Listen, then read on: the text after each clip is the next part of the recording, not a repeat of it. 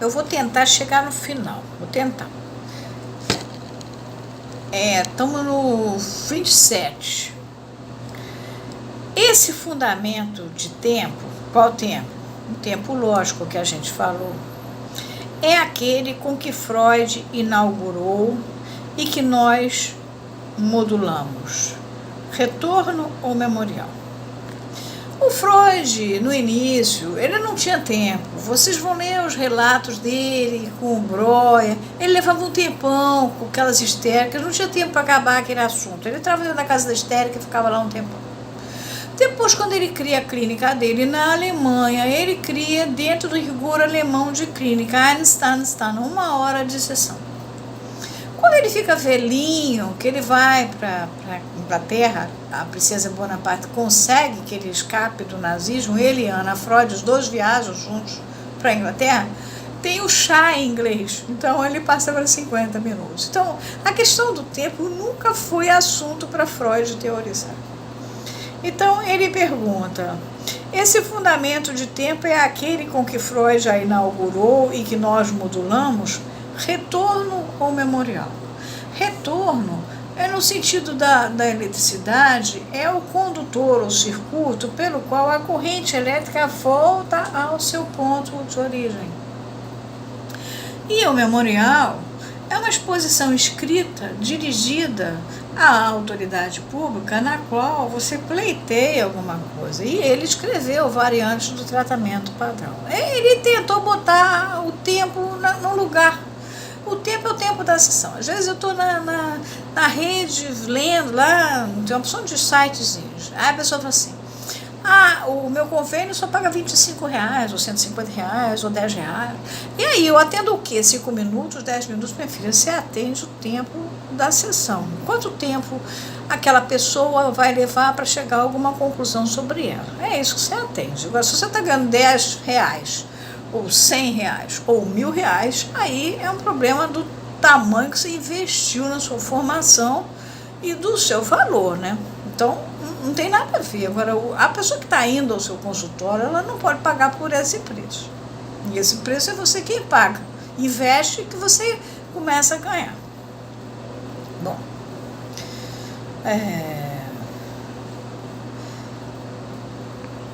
outros se detêm na coisa. A coisa é a coisa que eu falei que o analista era a dinga, das dinga, coisa que assusta, que assombra. O Caetano Veloso fala na presença da doutora Inês, né? A doutora Inês era analista dele. Ele fala, ele canta aquela música, A Sua Presença. O analista está o tempo inteiro ali, para sua assombração na sua vida. E aí ele está brigando com o Lagache, aí ele fala, outros se detêm na coisa, nesse ponto ultrapassado. Será ela real ou irreal? Lógico que é real puro, não é real da realidade, é real puro, ele se impõe o tempo inteiro. Lagache, aí ele põe aqui a nota, o problema da transferência, eu estou traduzindo do francês, na revista francesa de psicanálise, de 1952, número 1 e 2, na página 16. Indaga quanto ao conceito, necessidade de repetição ou repetição de necessidade.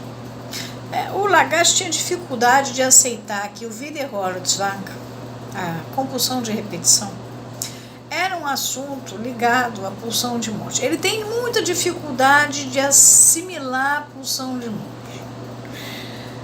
E aí ele cria a necessidade de repetição e a repetição de necessidade. A necessidade de repetição é o desejo que busca a satisfação e que aí, buscando a satisfação, pode entrar em confronto com o ego e mobilizar os seus mecanismos de defesa. Isso é uma teoria do Lagache. E ele diz que isso é do processo secundário e que do processo primário ele fala na repetição da necessidade.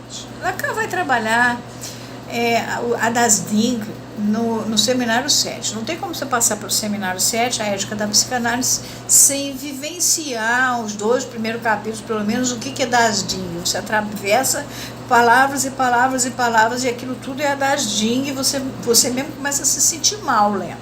Bom, é a das Ding. Agora, a parte da repetição ele vai dar no seminário 11, quando ele vai falar de Tike e automaton, que ele vai tirar do Aristóteles a noção de repetição. O automaton, né? E aí tem a Tike, que o acaso se impondo. Então você tem um automaton, e aí você tem a Tike se impondo, e aí você tem a Tike, por sua vez, quer dizer, o acaso quando se impõe, e enfia você dentro de um outro automatismo. Mas isso aí vocês vão ler no seminário 11, por favor, que ele é divertido. Bom, seguindo, ele vai dizer uma nota aqui. Em 1966, não há quem siga nosso ensino sem ver nele que a transferência é um conceito fundamental, é a imissão do tempo do saber. Quer dizer, a intromissão, é a mistura, é a ingerência do tempo do saber. Não tem como ter transferência sem, ao mesmo tempo, você estar vendo, sacando, e aí depois você vai raciocinar. Não tem como, isso faz parte. Esse texto, apesar de reescrito, segue escrupulosamente nossos enunciados de então. Esse texto, agora, que ele está reescrevendo em 66, o Variantes, segue os enunciados comuns lá do primeiro texto. Ele diz aí, discernimos aí que os dilemas, o que é dilema? A escolha entre duas coisas contraditórias e mutuamente excludentes, com que se atrapalha o praticante, provém das reduções com que seu pensamento traz sua ação. Contradições que nos cativam, quando drenadas em sua teoria. Ele está implicando com Lagasse. Elas parecem forçar-lhe a pena com uma certa ananque, quer dizer, uma certa renovação semântica, em que se lê ab inferiore, do mais baixo, a dialética de sua ação. A dialética é uma dedução lógica, mas também é uma argumentação que busca enganar. E é nesse sentido que ele está tomando a noção de dialética, é com a má intenção. Assim, persiste uma coerência externa nesses desvios da experiência analítica que circundam seu eixo, com o mesmo rigor com que os estilhaços de um projétil, ao se dispersarem, conservam sua trajetória ideal no centro de gravidade do feixe que traçam. Repara que ele não está sendo barroco, ele está usando palavras normais. A condição do mal entendido que assinalamos em travar a psicanálise no caminho do seu reconhecimento revela-se, pois, reforçada por um desconhecimento que é interno ao seu próprio movimento. Por quê? Porque os analistas não sabiam quais eram os princípios fundamentais, não sabiam quais eram os conceitos, faziam uma confusão danada.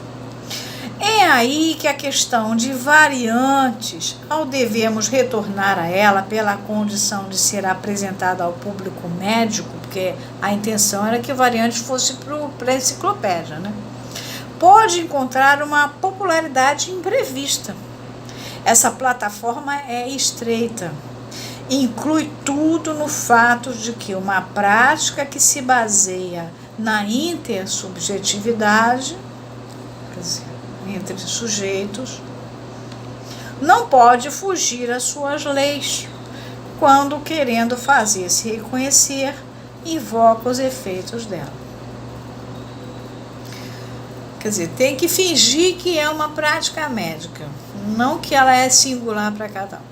Talvez pareça suficiente o lampejo de evidenciar que a extraterritorialidade oculta de que provém a psicanálise para ser abarcada, sugere ser tratada à maneira de um tumor, pela exteriorização. A gente bota ela para fora, trata ela como um tumor e enfia ela dentro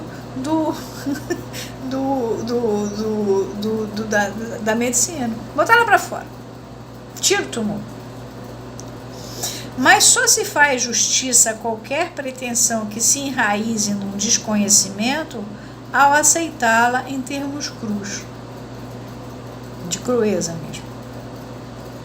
A questão das variantes da análise, brotando aqui do traço galante, sedutor, bonito, de ser ela tratamento padrão, elegante, galante, incita-nos a preservar apenas um critério, por ser ele o único de que dispõe o médico, que, para elas, orienta seu paciente.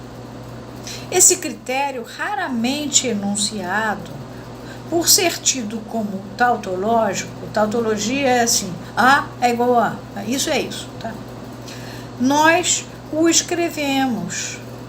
2 pontos. Uma psicanálise, padrão ou não, é o tratamento que se espera de um psicanalista. Então, o que é uma psicanálise, gente? É o tratamento que se espera de um psicanalista. Está respondida a primeira questão, terminamos aqui a questão no segundo.